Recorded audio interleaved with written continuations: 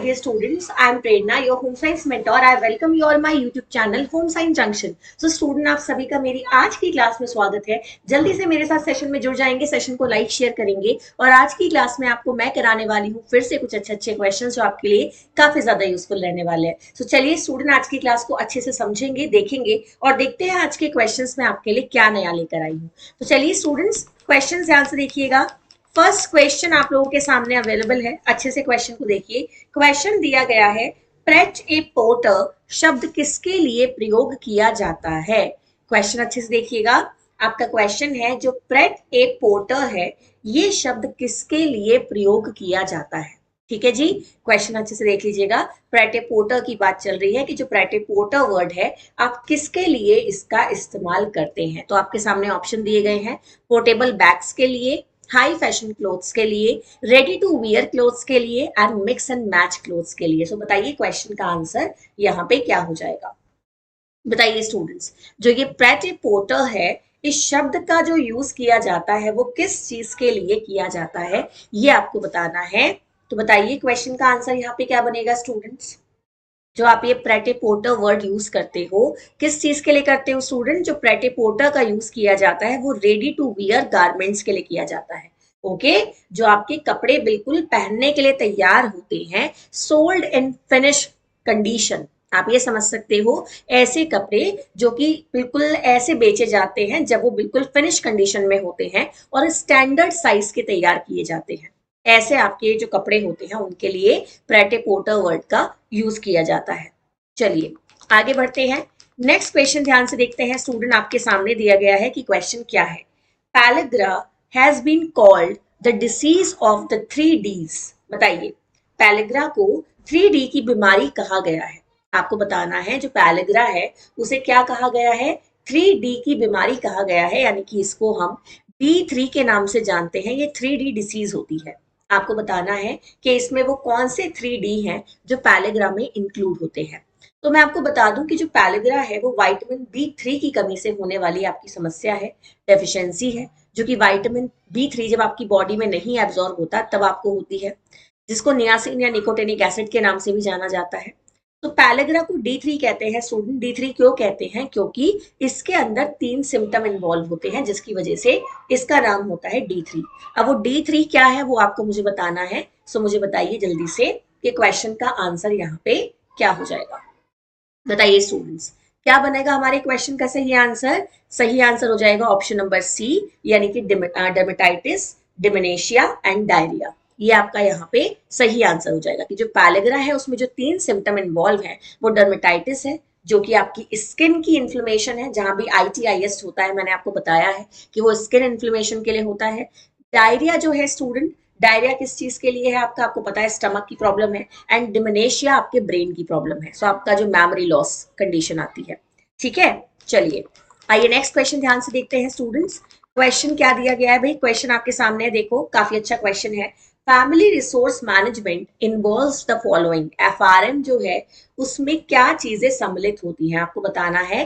पारिवारिक संसाधन प्रबंधन में निम्नलिखित शामिल है। बताइएगा, जो पारिवारिक आपका जो संसाधन प्रबंधन है उसमें निम्नलिखित में से क्या चीजें शामिल हैं, ये आपको मुझे बताना है। Development of goals, identification of resources, need to reach these goals, the decision making process that use limited resources to achieve these goals, development of goals, arranging finances to achieve these goals, identify goals, assign to individual and identify resources, identify resources, develop goals and use available resources, and आपको बताना है कि question का answer यहाँ पे क्या बनेगा। अब एक बार क्वेश्चन को आप हिंदी लैंग्वेज में देखेंगे एंड मुझे बताएंगे कि क्वेश्चन का आंसर क्या बनेगा। क्वेश्चन को देखो, पारिवारिक संसाधन प्रबंधन में निम्नलिखित चीजें शामिल होती है।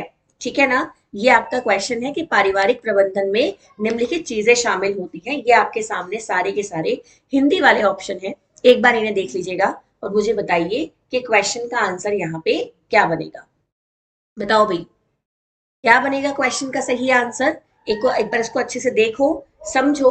एंड ये जो लंबे लंबे लेंदी क्वेश्चंस होते हैं ये थ्योरी बेस्ड क्वेश्चन होते हैं और ऐसे क्वेश्चन में मार्क्स गेन करने काफी इजी रहते हैं, क्योंकि हमें अगर सही आंसर इजीली पता चल जाए तो बहुत ज्यादा साइंटिफिक बातें ऐसे क्वेश्चंस में आपको देखने के लिए नहीं मिलेंगी। ठीक है, क्वेश्चन का सही आंसर बनेगा ऑप्शन नंबर ए, लक्ष्यों का विकास, इन लक्ष्यों तक पहुंचने के लिए आवश्यक संसाधनों की पहचान, निर्णय लेने की प्रक्रिया जो इन लक्ष्यों को प्राप्त करने के लिए सीमित संसाधनों का उपयोग करती है, ये सारी चीजें आपके इसके अंतर्गत शामिल होती हैं। तो आपका यहाँ पे क्वेश्चन का सही आंसर क्या बन जाएगा स्टूडेंट? ऑप्शन नंबर ए बन जाएगा।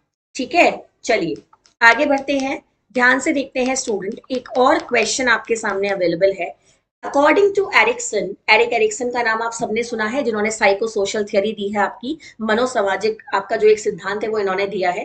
When initiative is not encouraged it leads to, अगर आप इनका कहना ये है कि जब पहल को प्रोत्साहित नहीं करोगे बच्चे के अंदर, है ना, बच्चे के अंदर जब पहल को प्रोत्साहित नहीं करोगे, जब इनिशिएटिव को प्रोत्साहित नहीं करोगे, तो यह किस चीज का नेतृत्व करेगा, यानी कि फिर ये कंडीशन किस में बदल जाएगी, ये आपको बताना है कि अगर आपने बच्चे को इनिशिएट लेने के लिए प्रेरित नहीं किया तो कंडीशन किस चीज में बदल जाती है स्टूडेंट? कंडीशन बदल जाती है आपकी गिल्ट में, है ना। ये आप लोगों ने सुना भी होगा ना, इनिशिएटिव वर्सेस गिल्ट। ये आपकी एरिक एरिक्सन की क्या है? स्टेज 3 है। ध्यान से देख लीजिएगा, ये क्या है स्टूडेंट? एरिक एरिक्सन की थियरी की, जिसमें टोटल 8 स्टेजेस बताई गई हैं। ये उसकी थर्ड स्टेज है, जिसका जो एज का जो टाइम पीरियड है वो 3 to 6 ईयर का टाइम पीरियड है। ओके, इतना आप लोग ध्यान रखेंगे। सो मेरी कोशिश ये रहती है कि आपको क्वेश्चन के साथ में कुछ अनदर चीजें बताती जाऊं, जिससे आपके बाकी क्वेश्चंस भी और तैयार होते जाए। ठीक है ना, चलिए आगे ध्यान से देखिएगा स्टूडेंट्स। नेक्स्ट क्वेश्चन आपके सामने है, the degree to which a source of information is perceived as true is, बताइएगा जिस हद तक सूचना के स्रोत को सत्य माना जाता है उसे क्या कहते हैं? The degree to which a source of information is perceived as true is, क्या कहा जाता है स्टूडेंट उसको? जिस हद तक सूचना के स्रोत को हम सत्य मानते हैं उसे क्या कहा जाता है स्टूडेंट? फिडिलिटी कहा जाता है। ठीक है ना, ध्यान से देख लीजिएगा, उसको हम किस नाम से जानते हैं? फिडिलिटी के नाम से जानते हैं। यानी कि वो डिग्री, वो स्टेट जब आप किसी इंफॉर्मेशन को ट्रुथ मानने लग जाते हो, सत्य मानने लग जाते हो, उसे फिडिलिटी के नाम से जाना जाता है। ये आप लोगों को ध्यान रखना है। चलिए आगे बढ़ेंगे। नेक्स्ट क्वेश्चन ध्यान से देखते हैं स्टूडेंट। क्वेश्चन क्या दिया गया है भाई? क्वेश्चन असर्शन रीजन का है, आपके सामने है, अच्छे से देखिएगा। माइक्रो, अब देखो एक बार क्वेश्चन को समझ लो अच्छे से, क्वेश्चन काफी इजी है, काफी अच्छा है, एंड ऐसे क्वेश्चन यूजीसी नेट में काफी ज्यादा देखे जाते हैं।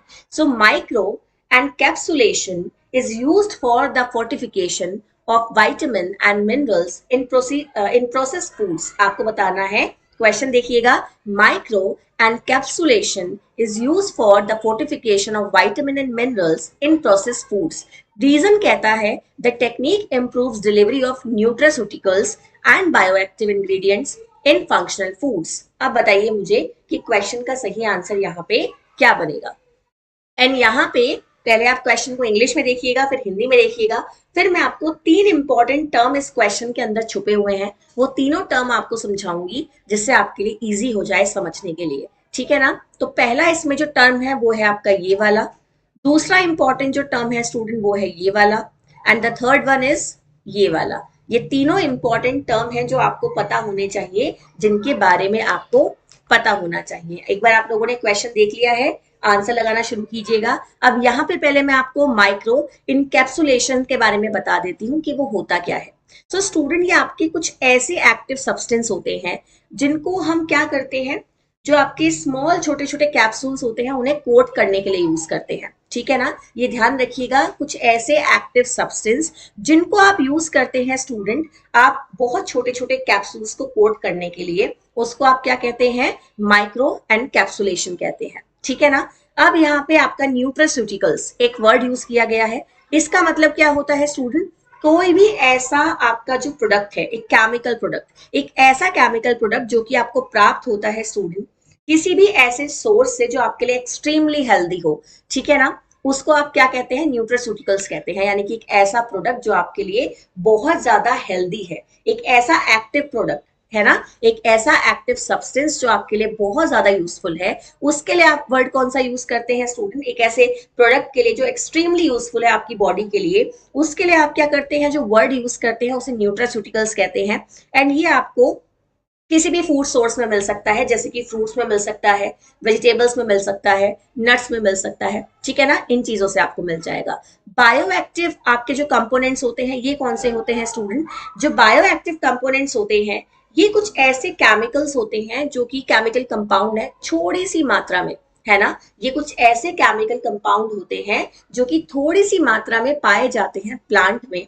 एंड प्लांट से आपको प्राप्त होते हैं in the form of vegetable, in the form of fruits, जो आपकी हेल्थ के लिए काफी अच्छे होते हैं। सो यहाँ पे आपके क्वेश्चन का सही आंसर हो जाएगा, ध्यान से देखिएगा, सही आंसर बनेगा ऑप्शन नंबर सी। दोनों ए और आर सही है, ठीक है ना। ध्यान से देखिएगा, यहाँ पे सही आंसर क्या बनेगा स्टूडेंट आपका? ए और आर दोनों सही है। ये दोनों आपस में इंटरकनेक्टेड स्टेटमेंट है जो यहाँ पे दिए गए हैं, ठीक है। एक बार क्वेश्चन को आंसर को इंग्लिश में भी देख लीजिएगा, आपका सही आंसर हो जाएगा both A and R correct, ठीक है जी। चलिए आगे ध्यान से देखते हैं स्टूडेंट्स, नेक्स्ट क्वेश्चन क्या दिया गया है। क्वेश्चन आपके सामने है, अगेन असर्शन रीजन का क्वेश्चन है। Ability of fibre, ability of fabric or yarn to stretch and return to its original shape when tension is released is known as elasticity.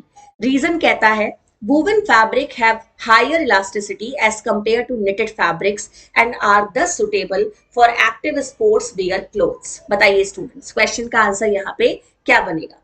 भाई क्वेश्चन देखो कि एबिलिटी ऑफ फाइबर और yarn to stretch and return its original shape when tension is release is known as elasticity.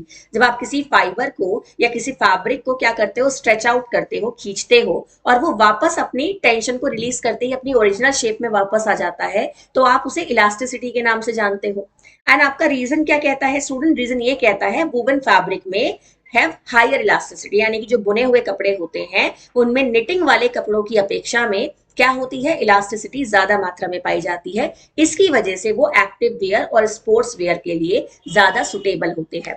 तो बताइए student मुझे, question को हिंदी में भी देख लीजिएगा और बताइए मुझे कि क्वेश्चन का सही आंसर यहाँ पे क्या हो जाएगा। बताओ भाई, क्वेश्चन काफी इंटरेस्टिंग है एंड असर्शन रीजन वाले क्वेश्चन यूजीसी नेट में आपको जरूर देखने के लिए मिलते हैं। देखिए यूजीसी नेट में बिल्कुल आपको सिंपल क्वेश्चन तो नहीं मिलेंगे, तो जो आपके यहाँ पे क्वेश्चंस ऐसे हैं जो आपके डायरेक्ट एमसीक्यू फॉर्मेट में है, वो आपके टीजीटी पीजीटी को लेके बहुत इंपॉर्टेंट है, वो अच्छे स्टैंडर्ड के क्वेश्चन है। एंड यहाँ पे जो ये कूट वाले क्वेश्चंस हैं, जो असर्शन रीजन है, जो सीक्वेंस लगाने के लिए है, ये आपके फॉर यूजीसी नेट एग्जाम के लिए है। क्वेश्चन का सही आंसर यहाँ पे क्या हो जाएगा स्टूडेंट? क्वेश्चन का सही आंसर बनेगा ऑप्शन नंबर डी, ए सही है और आर गलत है, ठीक है ना। ए वाला स्टेटमेंट सही है और आर वाला जो स्टेटमेंट है वो गलत है, ठीक है। एक बार ध्यान से देख लीजिएगा, ए इज करेक्ट और आर इज इनकरेक्ट, ये आपका यहाँ पे सही आंसर हो जाएगा, ठीक है। चलिए आगे ध्यान से देखते हैं स्टूडेंट्स, नेक्स्ट क्वेश्चन आपके सामने दिया गया है। क्वेश्चन देखो अच्छे से, क्वेश्चन है demonstration are the oldest and best method for transferring technology to the rural masses. आपको बताना है demonstration uphold the principle of seeing in believing and learning by doing. बताइएगा क्वेश्चन का आंसर यहाँ पे क्या हो जाएगा। ग्रामीण जनता को प्रौद्योगिकी स्थानांतरित करने के लिए प्रदर्शन सबसे पुराने और सर्वोत्तम तरीकों में से एक हो सकता है, ठीक है ना। अगर आप क्या करना चाहते हो, उन्हें टेक्नोलॉजी के बारे में सिखाना चाहते हो, तो उनके लिए प्रदर्शन विधि सबसे पुरानी और सबसे बेस्ट टेक्निक हो सकती है। प्रदर्शन देखकर विश्वास करने और करके सीखने के सिद्धांतों को कायम रखते हैं, है ना। अगर हम प्रदर्शन को देखते हैं स्टूडेंट, पहली बात तो प्रदर्शन को देखा जाता है, प्रदर्शन में जो सिद्धांत काम करता है वो सीइंग एंड डूइंग का करता है, ठीक है ना। पहले देखना है फिर करना है, तो आपको बताना है कि आपस में इंटरकनेक्टेड है या इंटरकनेक्टेड नहीं है। एक बार इनके कोड देख लीजिएगा और आंसर बताइए कि क्वेश्चन का आंसर यहाँ पे क्या हो जाएगा, बताइए। एंड सीइंग वर्ड आपको ऑलरेडी रीजन में दिख रहा है, ये भी समझ जाओ अच्छे से कि जो सीइंग वाला वर्ड आपके सामने है वो आपको रीजन में दिख रहा है। क्वेश्चन का सही आंसर क्या बन जाएगा? Option number B, both A and R correct, ठीक है ना। ये ध्यान से देख लीजिएगा, आपके क्वेश्चन का सही आंसर हो जाएगा यहाँ पे both A and R correct, ये आपका यहाँ पे बन जाएगा सही आंसर, ठीक है। सो आपने अच्छे से देख लिया। चलिए आगे बढ़ते हैं, नेक्स्ट क्वेश्चन ध्यान से देखते हैं स्टूडेंट क्या दिया गया है। क्वेश्चन भाई आपके सामने है, micro credit is an important mechanism for economic empowerment of women. Self help group use micro credit for promoting entrepreneurship. आपको बताना है क्वेश्चन का आंसर यहाँ पे क्या हो जाएगा। महिलाओं के आर्थिक सशक्तिकरण के लिए माइक्रो क्रेडिट एक महत्वपूर्ण तंत्र है। सहायता समूह उद्यमिता को बढ़ावा देने के लिए माइक्रो क्रेडिट का उपयोग करते हैं। अब देखो यहाँ पे एक वर्ड यूज हुआ है बार बार, माइक्रो क्रेडिट। ये जो माइक्रो क्रेडिट होता है स्टूडेंट, ये एक तरीके से वित्तीय सहायता होती है, एक लोन होता है जो महिलाओं को प्रदान किया जाता है उनके अंदर उद्यमिता को बढ़ावा देने के लिए, जिससे कि महिलाओं के अंदर स्वयं का रोजगार करने की जो एक क्षमता है उसको बढ़ाया जा सके। ठीक है ना। और ये उन्हें उनके सेल्फ हेल्प ग्रुप के द्वारा प्रदान किया जाता है। प्लस उसमें आपकी जो राष्ट्रीय महिला कोष है और ये सारी जो आपकी संस्थाएं हैं ये भी जुड़ी रहती हैं। ठीक है ना। सो यहाँ पे क्वेश्चन का आंसर क्या बनेगा स्टूडेंट? क्वेश्चन का सही आंसर यहाँ पे हो जाएगा, ध्यान से देख लीजिए एक बार, ऑप्शन नंबर डी। ठीक है जी। क्वेश्चन को एक बार अच्छे से देखो। क्वेश्चन का आंसर बनेगा both A and R correct and R is the correct explanation of A. ठीक है ना। सो महिलाओं के आर्थिक सशक्तिकरण के लिए माइक्रो क्रेडिट एक महत्वपूर्ण तंत्र है। ये बात बिल्कुल सही है, क्योंकि उन्हें अगर आर्थिक सहायता मिलेगी तो वो और ज्यादा सशक्त होंगी, अपने लिए और ज्यादा रोजगार के अवसरों को वो फाइंड आउट करेंगी। एंड जो उनके सेल्फ हेल्प ग्रुप होते हैं वो उनके अंदर क्या करते हैं स्टूडेंट? उद्यमिता को बढ़ावा देने में मदद करते हैं, क्योंकि वो माइक्रो क्रेडिट के उपयोग पर जोर देते हैं। ठीक है जी। क्वेश्चन आपने देख लिया। चलिए आगे बढ़ते हैं। नेक्स्ट क्वेश्चन ध्यान से देखते हैं स्टूडेंट क्या दिया गया है। क्वेश्चन आपके सामने है, अगेन असर्शन दीज इनका क्वेश्चन है। ए blended or reconstituted family is a family structure resulting from remarriage of a divorced parent that includes parent, child, children and new step relatives. Reason कहता है blended families have very high success rate. बताइए question का answer यहाँ पे क्या हो जाएगा? Question को पहले दोनों लैंग्वेजेस में देख लो, हिंदी में देखो, इंग्लिश में देखो, देन बताओ कि आंसर क्या बनेगा। एक मिश्रित या पुनः निर्मित परिवार एक तलाकशुदा माता पिता के पुनर्विवाह के परिणाम स्वरूप एक पारिवारिक संरचना है। भाई आपकी ब्लेंडेड फैमिली क्या हुई? एक ऐसा परिवार, एक मिश्रित परिवार, एक मिक्स फैमिली जो कि तब बनी है कि जब तलाकशुदा माता पिता ने दोबारा से विवाह किया। मान लीजिए जो हस्बैंड वाइफ है उनका तलाक हो गया, उनके बच्चे ऑलरेडी थे, उन्होंने अब दोबारा से रीमैरिज कर ली और फिर वो साथ में रहते हैं, फिर उनके साथ में उनका बच्चा रहता है। एक उनका अपना बच्चा हो सकता है, एक उनका सौतेला बच्चा हो सकता है। ऐसे परिवार को मिश्रित परिवार कहा जाता है, ब्लेंडेड फैमिली कहा जाता है। ठीक है ना। और आपका इसमें रीजन कहता है कि मिश्रित परिवारों की सफलता दर बहुत अधिक होती है। तो बताइए स्टूडेंट, अब आप कोड देख लीजिए एक बार और मुझे बताइए कि क्वेश्चन का सही आंसर यहाँ पे क्या हो जाएगा, बताइएगा। क्वेश्चन का सही आंसर क्या बनेगा? क्या ऐसे परिवारों की सफलता दर बहुत अधिक होती है या नहीं होती है? क्वेश्चन अच्छे से देख लीजिए। आंसर बनेगा आपका ऑप्शन नंबर बी कि ए इज करेक्ट और आर इज इनकरेक्ट। जो ब्लेंडेड फैमिली है ये बात बिल्कुल सही है कि आपके वो बनते इसी तरीके से हैं कि इन्हें मिश्रित परिवार भी कहते हैं, पुनः निर्मित परिवार भी कहते हैं, जो कि तलाकशुदा माता पिता जब दोबारा से विवाह करते हैं तब जो पारिवारिक संरचना बिल्ड होती है उसको हम क्या कहते हैं स्टूडेंट? उसको हम ब्लेंडेड फैमिली कहते हैं। और यहाँ पे उनके अपने बच्चे, सौतेले बच्चे दोनों रह रहे होते हैं। ठीक है ना। तो यहाँ पे उनका सक्सेस रेट बहुत ज्यादा नहीं होता, ये आपको ध्यान रखना है। ठीक है। चलिए आगे बढ़ते हैं। नेक्स्ट क्वेश्चन ध्यान से देखते हैं। अब आ गया आपका ये सूची वाला क्वेश्चन। तो सूची वाला क्वेश्चन अच्छे से देखो, पहले आपको इंग्लिश में दिखाऊंगी फिर आपको हिंदी में दिखाऊंगी। क्वेश्चन देखिएगा। एक तरफ दिया गया है fibre length, thread count, tensile strength and colour fastness. दूसरी तरफ दिया गया है pick glass, crock meter, comb sorter, Scott tester. अब आपको ये नाम थोड़े जाने पहचाने भी लग सकते हैं और कुछ लोगों के लिए बिल्कुल नए भी हो सकते हैं। ये सारे के सारे जो आपके इस वाले साइड में दिए गए हैं ये सब आपके वो इक्विपमेंट हैं जो कि टेक्सटाइल में यूज किए जाते हैं। यानी कि आप जब टेक्सटाइल में काम करते हैं, आपकी टेक्सटाइल मिल होती है, इंडस्ट्रीज होती हैं, गारमेंट इंडस्ट्रीज होती हैं, जब आप उनमें काम करते हैं तो आपके सारे इक्विपमेंट यूज होते हैं, pick glass, crock meters, comb sorter and Scott tester. And आपका इन पर्टिकुलर इक्विपमेंट का एक रिलेटेड वर्क है जो कि आपका इधर साइड लिखा हुआ है। आपको इनके काम से इन्हें मैच करना है कि इस इक्विपमेंट का इस्तेमाल किस चीज के लिए आखिर हम करते हैं। ठीक है जी। अब मुझे पहले इंग्लिश वाले बच्चे बताएंगे कि क्वेश्चन का आंसर यहाँ पे क्या हो जाएगा। ठीक है, बताओ भाई जल्दी से। एंड फिर मैं हिंदी में आपको सेम क्वेश्चंस दिखाऊंगी, फिर आप लोग मुझे बताइएगा कि क्वेश्चन का आंसर यहाँ पे क्या बनेगा।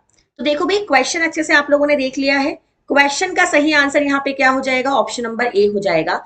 आप जो फाइबर की लेंथ को मेजर करते हो स्टूडेंट, इसके लिए आप कॉम्स क्वार्टर का यूज करते हो। ठीक है। जब आप थ्रेड काउंट के बारे में जानना चाहते हो, यानी कि आप बार्क और वेफ्ट के धागों की गणना करना चाहते हो कपड़े में, तो इसके लिए आप क्या करते हो स्टूडेंट? पिक ग्लास का यूज करते हो। जब आपको टेंसिल स्ट्रेंथ के बारे में पता करना होता है, यानी कि मजबूती के बारे में पता करना होता है, तो आप स्कॉट टेस्टर का यूज करते हो। और जब आपको कलर फास्टनर के बारे में चेक करना होता है तो आप क्रॉक मीटर का इस्तेमाल करते हो। ठीक है, अब एक बार हिंदी वाले बच्चे क्वेश्चन को देखेंगे एंड आंसर आपको पता चल गया है। हिंदी में भी मैं आपको एक बार बता देती हूँ स्टूडेंट्स, एक बार अच्छे से देख लीजिएगा कि आपका यहाँ पे सही आंसर क्या बनेगा। जो आपका फाइबर की लंबाई है इसके लिए आप कंघी सॉर्टर का यूज करते हैं, आप थ्रेड काउंट के लिए इसका यूज करते हैं। सॉरी, यहाँ पे ये आपका हिंदी में ये स्टेटमेंट गलत है, तो आप हिंदी में इसको मैं आपको बता दूंगी क्या कहते हैं एंड सेम आपका रिपीट होगा। आपका जो तनन सामर्थ्य है इसके लिए आप इस्तेमाल करते हैं स्कॉट परीक्षण का, एंड रंग स्थिरता के लिए आप क्रॉक मीटर का यूज करते हैं। तो यहाँ पे आपका क्या वर्ड आ जाएगा सही student? Pick glass. Okay, so ये ट्रांसलेटर की मिस्टेक हो गई है। पिक ग्लास, इसका आप क्या करते हैं? यूज करते हैं। ठीक है ना, ध्यान से देख लीजिएगा। ठीक, आगे एक बार ध्यान से देखेंगे स्टूडेंट। चलिए, नेक्स्ट आता है आपका जो क्वेश्चन है, अच्छे से देखिएगा। क्वेश्चन आपके सामने है, extension teaching should be successful by. आपको बताना है विस्तार शिक्षण किसके द्वारा सफल होना चाहिए, बताइए। क्वेश्चन का आंसर यहाँ पे क्या बनेगा? आपको बताना है extension teaching should be successful by, जो आपका विस्तार शिक्षण है किसके द्वारा सफल होना चाहिए? एनकरेजमेंट के द्वारा, इफेक्टिव टीचिंग के द्वारा, इफेक्टिव लर्निंग के द्वारा, सपोर्टिंग के द्वारा। बताओ, विस्तार शिक्षण जो है आपका किसके द्वारा सफल होना चाहिए, ये आपको बताना है। तो मुझे बताएंगे कि क्वेश्चन का सही आंसर यहाँ पे क्या हो जाएगा। बताओ स्टूडेंट्स, अगर आप अपने एक्सटेंशन एजुकेशन को, विस्तार शिक्षण को सफल बनाना चाहते हो तो आपके लिए सबसे ज्यादा जरूरी क्या है? इफेक्टिव लर्निंग जरूरी है, प्रभावी शिक्षा जरूरी है। ठीक है ना, जिससे आप क्या कर सकते हैं? अपने एक्सटेंशन एजुकेशन को इंप्रूव कर सकते हैं। और अपनी एक्सटेंशन टीचिंग को आप बेहतर कैसे बनाओगे? जब आपकी लर्निंग बेहतर होगी, है ना। सो विस्तार शिक्षण को अगर सफल बनाना है तो लर्निंग को भी इफेक्टिव बनाना पड़ेगा। उसके लिए एक्सटेंशन वर्कर को ज्यादा हार्डवर्क करना पड़ेगा, और जो ग्रामीण जनता है उन्हें एक्स्ट्रा पार्टिसिपेशन करना पड़ेगा, है ना, भागीदारी ज्यादा दिखानी पड़ेगी। चलिए आगे नेक्स्ट क्वेश्चन ध्यान से देखते हैं स्टूडेंट, क्या दिया गया है। अब इस क्वेश्चन को देखो। क्वेश्चन है, germinated legumes are nutritionally superior, justify the statement using the reason given below, indicate your response using the code below। अब देखो क्या कहा है भाई, ये कथन इन्होंने दे दिया कि जो अंकुरित दालें होती हैं या फलियां होती हैं वो पोषण की दृष्टि से अधिक उत्तम मानी जाती हैं। नीचे दिए गए कूट में से जो सारे वो ऑप्शन आपको चुनने हैं जो इस कथन को जस्टिफाई करते हैं, इस कथन को सिद्ध करते हैं। क्वेश्चन को इंग्लिश में देख लो एक बार पहले। आपको क्या बताना है कि भाई जर्मिनेटेड जो आपकी दालें होती हैं, जो फलियां होती हैं, वो आपकी नॉर्मल दालों के कंपैरिजन में ज्यादा सुपीरियर होती है। ऐसा क्यों है? आपको इनमें से कूट चुनना है। ऑप्शन देख लीजिएगा, better protein and starch digestibility, lower anti nutrient and higher bio available minerals, higher vitamin content, higher minerals and oligosaccharides. बताइए मुझे स्टूडेंट्स, क्वेश्चन का सही आंसर यहाँ पे क्या हो जाएगा? क्वेश्चन को एक बार देख लीजिएगा हिंदी में। ठीक है, अंकुरित फलियां पौष्टिक रूप से श्रेष्ठ हैं। इस कथन की सिद्धि करने के लिए आपको नीचे जो कूट दिए गए हैं उनमें से ऑप्शन ऑप्ट करने हैं। बेहतर प्रोटीन और स्टार्च पाचन शक्ति, कम पोषक तत्व और उच्च जैविक उपलब्ध खनिज, आपका उच्च विटामिन सामग्री एंड उच्च खनिज और ओलिगोसैकेराइड्स। बताइएगा आपके क्वेश्चन का आंसर यहाँ पे क्या बनेगा? बताओ भाई, क्वेश्चन को एक बार हिंदी इंग्लिश दोनों लैंग्वेजेस में देख लो एंड मुझे बताओ कि क्वेश्चन का आंसर यहाँ पर क्या बन जाएगा। ठीक है, एक बार आप लोग क्वेश्चन में इसके कूट को भी ध्यान से देखिएगा। पहले आप हिंदी में क्वेश्चन अच्छे से देख लीजिए, अब एक बार इसके कूट देखिएगा और मुझे बताइए कि क्वेश्चन का आंसर यहाँ पे क्या हो जाएगा। बताओ भाई, सब लोग आंसर देंगे एंड बताएंगे मुझे कि क्वेश्चन का आंसर यहाँ पे क्या बनेगा। बताओ भाई अच्छे से। एंड क्वेश्चन को देखो, काफी अच्छा क्वेश्चन है, ऐसे क्वेश्चन एग्जाम में काफी ज्यादा आते हैं। सो क्वेश्चन का सही आंसर बनेगा ऑप्शन नंबर बी, यानी कि फर्स्ट, सेकंड एंड थर्ड कूट आपका सही हो जाएगा। फर्स्ट कूट कहता है बेहतर प्रोटीन और स्टार्च पाचन शक्ति, आपका कम पोषक तत्व और उच्च जैविक उपलब्धता, एंड आपका खनिज, एंड आपका साथ में आ जाएगा स्टूडेंट उच्च विटामिन सामग्री। ठीक है ना, ये आपका यहाँ पे सही आंसर हो जाएगा। एक बार हम इंग्लिश में देख लेते हैं। सो आपके क्या है student? Better protein and starch digestibility, lower anti nutrient and higher bio available minerals and higher vitamin content. So आपको हिंदी में यहाँ पे दिख रहा है ना, ये कम पोषक तत्व और उच्च जैव उपलब्धता खनिज। यानी कि कम पोषक तत्व का मतलब क्या है स्टूडेंट, जो आपके एंटी न्यूट्रिएंट सब्सटेंस होते हैं, जो कि आपके स्वास्थ्य के लिए क्या होते हैं, नुकसानदायक होते हैं, उनके लिए यहाँ पे कम पोषक तत्व का इस्तेमाल किया गया है, एंटी न्यूट्रिशनल फैक्टर का यूज किया गया है, जिन्हें आप नॉन न्यूट्रिशनल कंपाउंड के नाम से भी जानते हैं। तो यहाँ पे आपका आंसर हो जाएगा आंसर नंबर बी। चलिए आगे बढ़ते हैं, नेक्स्ट क्वेश्चन ध्यान से देखते हैं स्टूडेंट। क्वेश्चन क्या दिया गया है, according to Engel's law of consumption, as the income increase the proportion of income spent on food. आपको बताना है कि एंजल के उपभोग के नियम के अनुसार, जो आपका एंजल का लॉ ऑफ कंजप्शन है उसके अनुसार आपको बताना है कि जैसे जैसे आय बढ़ेगी, आय का अनुपात भोजन पर जो खर्च होगा वो कम होगा, ज्यादा होगा, सेम रहेगा, या फिर घटता बढ़ता रहेगा। बताइए क्वेश्चन का आंसर यहाँ पे क्या बनेगा, बताओ स्टूडेंट्स। सबको आंसर देना है कि अकॉर्डिंग टू आपका जो एंजल लॉ ऑफ कंजप्शन है, उपभोग का जो नियम है, जैसे जैसे आय बढ़ेगी, आय का अनुपात जो भोजन पर खर्च होगा वो कम होगा, ज्यादा होगा, सेम रहेगा, या फिर घटता बढ़ता रहेगा, फ्लक्चुएशन में रहेगा। सो बताइए क्वेश्चन का आंसर यहाँ पे क्या हो जाएगा, बताओ भाई, जल्दी से बता दो कि क्वेश्चन का आंसर यहाँ पे क्या बनेगा स्टूडेंट्स। क्वेश्चन अच्छे से देखेंगे एक बार। क्वेश्चन का सही आंसर यहाँ पे हो जाएगा स्टूडेंट कि आपका जो ये फूड पे जो होने वाला कंजप्शन है ये घट जाएगा, डिक्रीज हो जाएगा। ठीक है, चलिए आगे बढ़ते हैं, नेक्स्ट क्वेश्चन ध्यान से देखते हैं भाई। क्वेश्चन आपके सामने दिया गया है, क्वेश्चन अच्छे से देखो। क्वेश्चन अगेन आपका मैच वाला है। सो आपके सामने 4 वर्ड इधर दिए गए हैं, वो जिससे रिलेटेड है, आगे उनका डिस्क्रिप्शन दिया गया है। ठीक है, आपका दिया गया है स्टूडेंट यहाँ पे स्टेटमेंट। अब बताइएगा क्वेश्चन का आंसर यहाँ पे क्या बनेगा। सैरोगेसी, एडोलसेंस, डिमेनेशिया, टेंटोलॉजी, है ना, artificial assimilation, the study of that intellectual declines, transition between childhood and adulthood। बताइए क्वेश्चन का आंसर यहाँ पे क्या बनेगा। पहले इंग्लिश वाले बच्चे क्वेश्चन देख लो, ठीक है, देखो भाई क्वेश्चन को अच्छे से, सारे इंग्लिश वाले स्टूडेंट्स, एंड देन हिंदी वाले बच्चों को मैं क्वेश्चन शो करूंगी। सो दोनों अपने क्वेश्चन को देखो, तसल्ली करो, उसके बाद ही आंसर लगाना। ठीक है, क्वेश्चन आप लोगों ने देख लिया एक बार अच्छे से। अब एक बार हिंदी वाले बच्चे क्वेश्चन को देखेंगे। आपका थैंटोलॉजी, सैरोगेसी, किशोरावस्था, डिमेनेशिया, आगे आपको इनके दिए गए हैं, आपके इनके संबंधित आपके डिस्क्रिप्शन आपको मैच करना है। तो बताइए क्वेश्चन का आंसर यहाँ पे क्या हो जाएगा। ठीक है जी, क्वेश्चन आप अच्छे से समझ लीजिएगा। अब देखिए क्वेश्चन का आपका सही आंसर यहाँ पे क्या बनने वाला है, ऑप्शन नंबर डी बनने वाला है। जो थैंटोलॉजी वर्ड यहाँ पे यूज किया गया है, ये एक विज्ञान की वो शाखा होती है जहां पे आप मृत्यु का अध्ययन करते हो।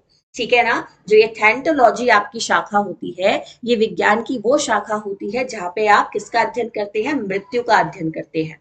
ठीक है, सैरोगेसी एक कृत्रिम गर्भधान होता है।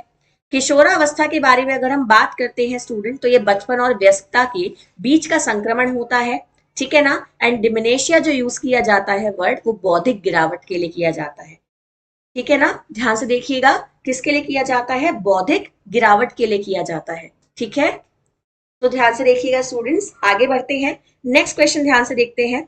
ठीक है, आपके सामने क्या दिया गया है, देखो अच्छे से। क्वेश्चन दिया गया है, the correct sequence of manufacturing process of wool is. आपको बताना है कि वूल की मैन्युफैक्चरिंग का जो करेक्ट प्रोसेस है वो क्या होता है, ऊन की निर्माण प्रक्रिया का सही क्रम आपको बताना है कि क्या होगा। सो बताइए स्टूडेंट क्वेश्चन का सही आंसर यहाँ पे क्या बन जाएगा। ठीक है ना, एंड यहाँ पे जो आपका ये वर्ड लिखा हुआ है, इसको आप सही कर देती हूँ मैं आपके लिए, ये सब आपका थोड़ा सा मिस्टेक हो जाता है। सो यहाँ पे जो वर्ड आएगा स्टूडेंट, वो आपका रहेगा स्कोरिंग। ठीक है ना, चलिए अब मुझे बताइएगा कि क्वेश्चन का सही आंसर यहाँ पे क्या हो जाएगा। The correct sequence of manufacturing process of wool is, क्या बनेगा क्वेश्चन का सही आंसर स्टूडेंट। आपको ऊन की जो निर्माण प्रक्रिया है उसका सही क्रम आपको लगाना है। क्वेश्चन का सही आंसर यहाँ पे क्या होगा स्टूडेंट, क्वेश्चन का सही आंसर यहाँ पे हो जाएगा ऑप्शन नंबर बी। सबसे पहले आप क्या करते हैं, सबसे पहले आप सॉर्टिंग करते हैं, फिर ग्रेडिंग करते हैं, फिर आप क्या करते हैं, ग्रेंथिंग करते हैं, फिर स्कोरिंग करते हैं। ठीक है ना, आपने छाटा, आपने ग्रेड्स में उसे बांटा, आपने उसे कंबाइन किया, देन आप उसे क्या करोगे स्टूडेंट, उसकी क्लीनिंग अप्लाई करोगे। ठीक है, सो पहले आप छाटते हो, फिर आप उसे ग्रेड्स में बांटते हो, उसकी क्वालिटी के अकॉर्डिंग, उसके कलर के अकॉर्डिंग, है ना, फिर आप उसको कंबाइन करते हो, असेंबल करते हो, मिक्स करते हो, ब्लेंड करते हो, फिर आप उसके बाद उसकी क्लीनिंग करते हो। ठीक है, इसके बाद आपके जो बाकी स्टेप्स हैं वो होते चले जाते हैं। ठीक है जी, ये आपकी वूल की मैन्युफैक्चरिंग होती है। ठीक है, चलिए आगे बढ़ते हैं। नेक्स्ट क्वेश्चन ध्यान से देखते हैं आपका क्या दिया गया है। क्वेश्चन देखो अच्छे से। क्वेश्चन आपके सामने है, the sequence of the communication element in Shannon Weaver model. आपको बताना है जो शैनन वीवर मॉडल है उनके संचार तत्वों के बारे में आपको क्रम लगाना है कि शैनन वीवर के कम्युनिकेशन मॉडल के क्या तत्व होते हैं। बताइए क्या बनेगा क्वेश्चन का सही आंसर। जो शैनन वीवर है उनके संचार मॉडल के कौन कौन से तत्व हो सकते हैं। बताइए स्टूडेंट्स, क्वेश्चन का आंसर यहाँ पे क्या हो जाएगा। आपके सामने ऑप्शंस दिए गए हैं, अब आप मुझे बताओ कि क्वेश्चन का आंसर यहाँ पे क्या बनेगा। एंड शैनन वीवर का मॉडल काफी पॉपुलर मॉडल है, सो कोई भी एग्जाम होम साइंस से रिलेटेड हो इससे क्वेश्चन काफी ज्यादा देखा जाता है। ओके, बताइए मुझे कि क्वेश्चन का आंसर यहाँ पे क्या बनेगा। तो देख लीजिए अच्छे से स्टूडेंट, जो शैनन वीवर का मॉडल है उसके ये आपके एलिमेंट होते हैं जिनका सीक्वेंस होता है source, transmitter, receiver and destination. ठीक है ना, स्रोत होता है, ट्रांसमीटर होता है, रिसीवर होता है और आपका डेस्टिनेशन होता है। ठीक है ना, ये आपको यहाँ पे क्या करना होता है, इनका जो सीक्वेंस है शैनन वीवर के मॉडल का, जो उनके एलिमेंट्स है वो ये एलिमेंट्स होते हैं। ठीक है, आई होप आपको अच्छे से समझ में आ गया होगा। चलिए स्टूडेंट्स आगे ध्यान से देखते हैं नेक्स्ट क्वेश्चन क्या दिया गया है। क्वेश्चन आपके सामने है भाई, क्वेश्चन अच्छे से देखो। क्वेश्चन दिया गया है, which of the following statement is correct. आपके सामने स्टेटमेंट दिए गए हैं जो कि मेन्यू से रिलेटेड है, आपको उनमें से करेक्ट स्टेटमेंट को चुनना है जो कि सही कथन है। मेन्यू से दिए हुए कथन है स्टूडेंट, एन एला कार्टे menu is one in which the food is prepared in advance. आपको बताना है कि एला कार्टे मेन्यू वो मेन्यू होता है जिसमें फूड को पहले से ही तैयार करके रख लिया जाता है। An a la carte one in which the drinks are included. A la carte वो मेन्यू होता है जिसमें पेय पदार्थों को शामिल किया जाता है। At table d'hote menu is one where there is a limited choice in each courses. आपका टेबल डी हॉट वो मेन्यू होता है जहां पे जितने भी फूड कोर्स अवेलेबल होते हैं उनकी चॉइसेस काफी कम होती हैं।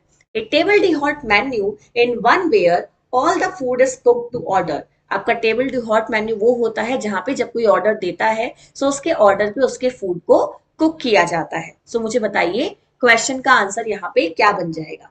आपका यहाँ पे जो करेक्ट स्टेटमेंट है वो स्टेटमेंट कौन सा है ये आपको बताना है। तो बताइए स्टूडेंट्स क्वेश्चन का आंसर यहाँ पे क्या बनेगा।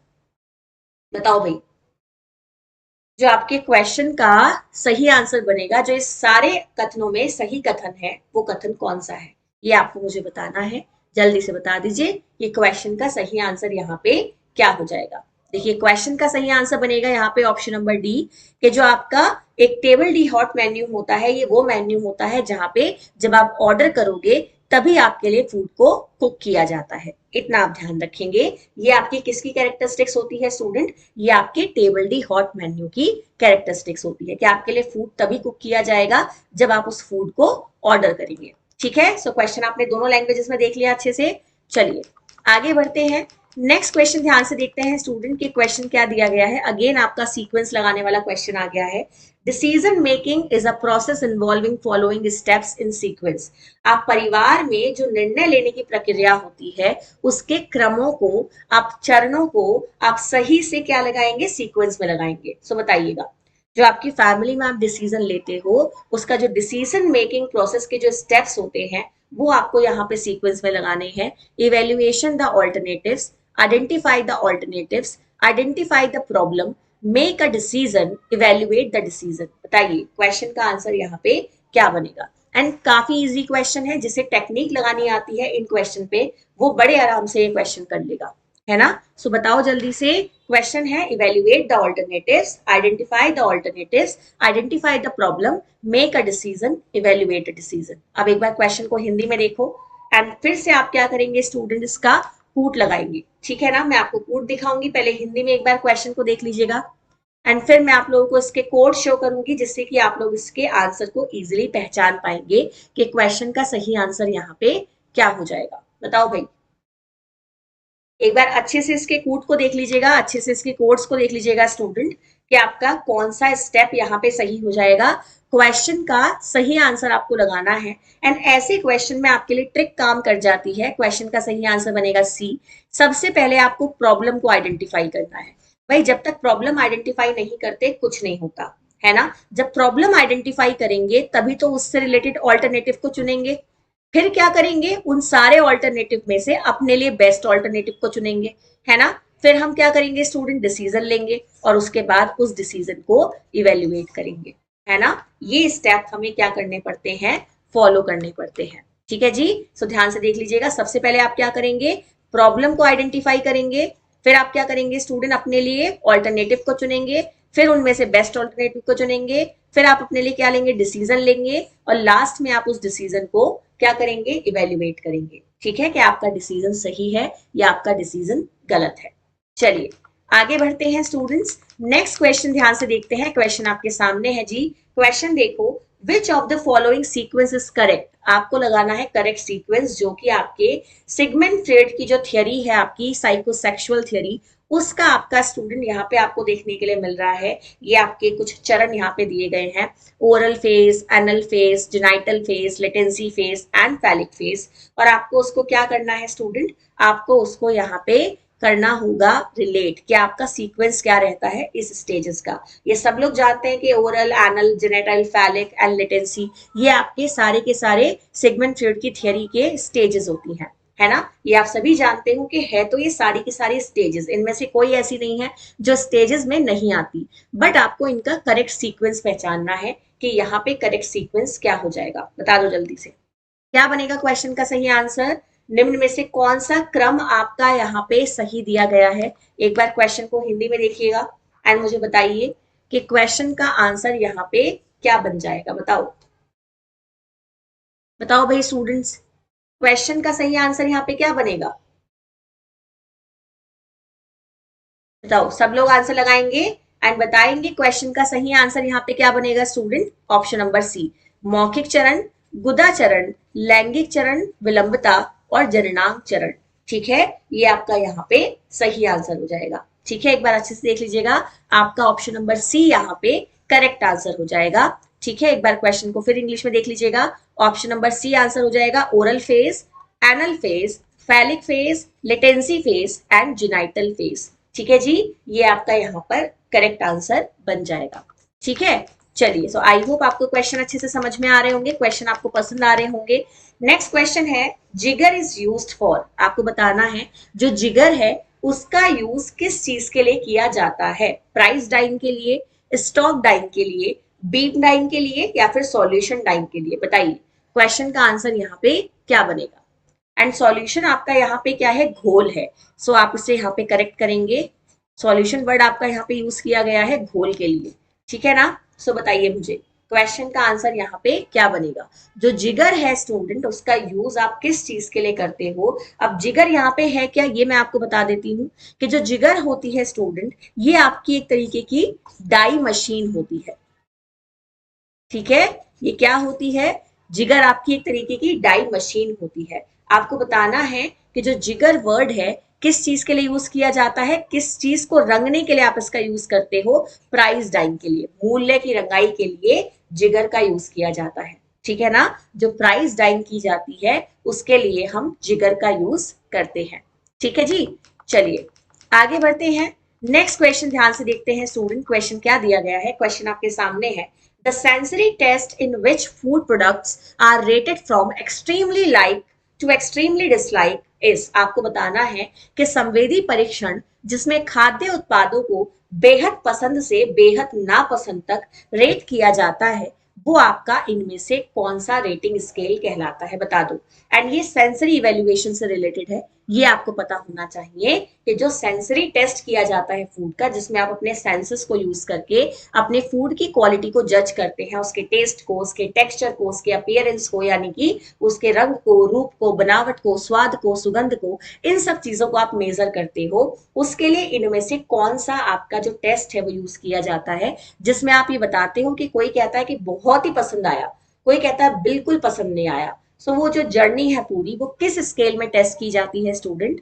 क्या बनेगा यहाँ पे क्वेश्चन का सही आंसर आपका, हेडोनिक स्केल। ठीक है जी, ध्यान से देख लीजिएगा, क्वेश्चन का सही आंसर यहाँ पे क्या हो जाएगा, हेडोनिक स्केल। और ये ऐसा स्केल होता है जो कि आपका 9 पॉइंटर स्केल होता है, जिसमें 9 पॉइंटर होते हैं। जैसे कि लाइक, एक्सट्रीमली लाइक, है ना, वेरी लाइक, बहुत ज्यादा लाइक, मतलब ऐसा आप समझ सकते हो बढ़ती चली जाती है डिग्री। जैसे कि मैंने बोला फाइन, है ना, गुड, बेटर, बेस्ट, है ना, एक्सट्रीमली ग्रेट, इस तरीके से आपके जो टर्म्स है वो इंक्रीज होते चले जाते हैं और वैसे ही डिक्रीज होते जाएंगे। आई डोंट लाइक इट, बिल्कुल गंदा, बहुत गंदा, सबसे गंदा, इस तरीके से समझ सकते हो। ऐसे वाले आपके जो वर्ड्स हैं वो यहाँ पर 9 पॉइंटर रेटिंग में दिए गए होते हैं। ठीक है, चलिए ध्यान से देखिएगा।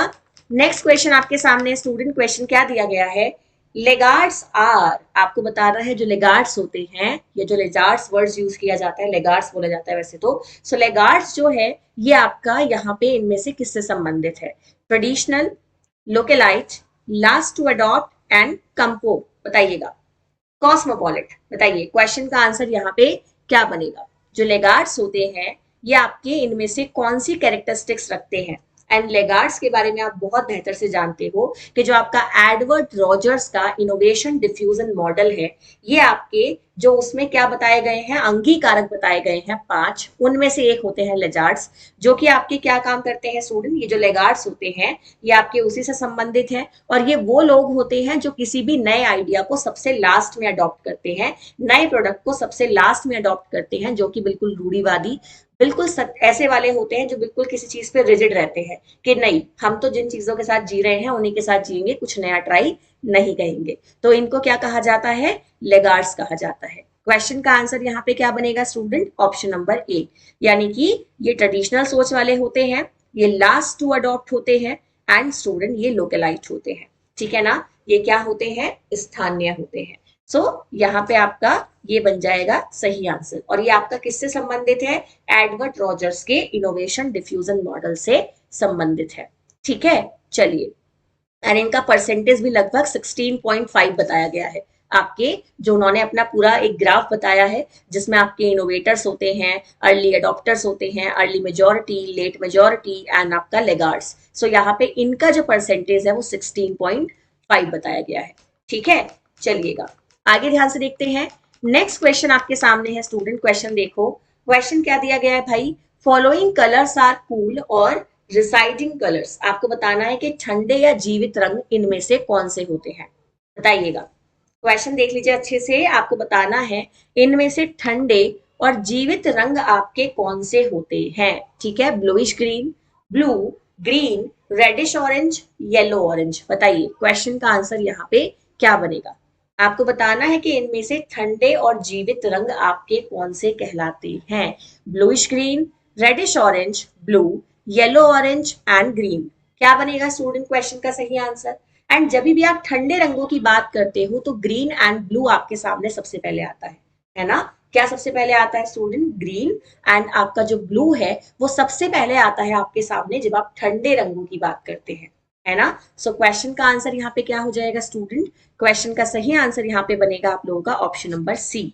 ठीक है, एक बार ध्यान से देख लीजिएगा, क्वेश्चन का सही आंसर क्या बनेगा स्टूडेंट, ऑप्शन नंबर सी बनेगा। यानी कि आपका जो नीला हरा होता है, जो आपका नीला रंग होता है प्लस आपका जो हरा रंग होता है, ये तीनों आपके ठंडे और जीवित कलर होते हैं, जबकि लाल और पीला ये आपके क्या होते हैं, ROY के बारे में सुना है ना, रेड, ऑरेंज और येलो, ये कौन से कलर होते हैं स्टूडेंट, आपके वार्म कलर होते हैं, है ना। या ROY तो आपका TGT PGT फेवरेट क्वेश्चन है, सो आपको आई होप अच्छे से याद होगा। सो आपके ये तीनों यहाँ पे सही आंसर हो जाएंगे। ठीक है, चलिए आगे बढ़ते हैं, आज का लास्ट क्वेश्चन ध्यान से देखते हैं स्टूडेंट क्या दिया गया है।